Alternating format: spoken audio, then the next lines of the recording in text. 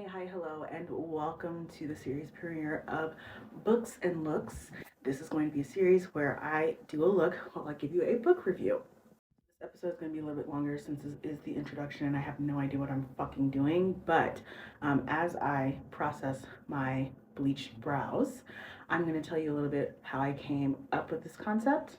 I basically didn't. My best friend did. I was giving her a very in depth review of a book I just read, and she laughed and she said, "You know, you should do book reviews. You're really funny." And I was like, "Maybe." She was like, "No, you totally should. You should call it Books and Looks. Like, it'll be a hit." And I was like, "Okay." So that's basically the origin story of this series. So basically, I am new to book talk and I see a lot of suggestions for books that are right up my alley. They're dark romance, fantasy, smut. I've spent already an ungodly amount on books, and I'm probably going to spend a whole lot more. And I was looking for something new to revamp my love for makeup and just being online. So here we go. And just as a quick disclaimer, there will be spoilers. I will be talking about all aspects of the book that I find interesting or frustrating or whatever. So just so you know, spoiler alert. So the first book we're going to review is The Roommate by Rosie Danan.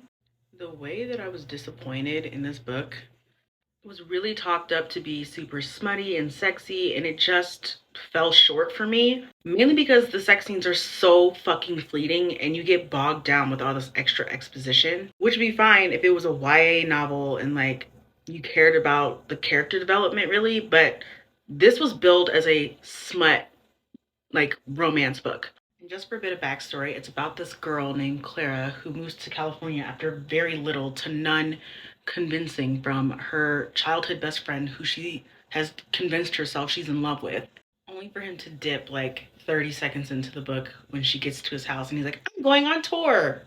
And he leaves her in his house with this random man he found on fucking Craigslist. And wouldn't you know it, she finds out that this dude is a porn star.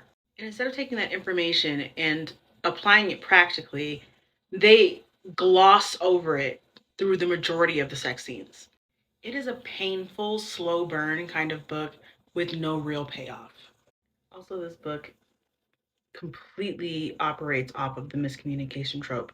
Without it, the book is 2 chapters long. And for that reason, I'm going to give The Roommate a 2 out of 5. For a book that centers a porn star as one of the main characters, the sex scenes were just lacking for me. It wasn't enough. I'm not even really sure I would consider this a spicy book or a smut book. It's just not enough for me, sorry.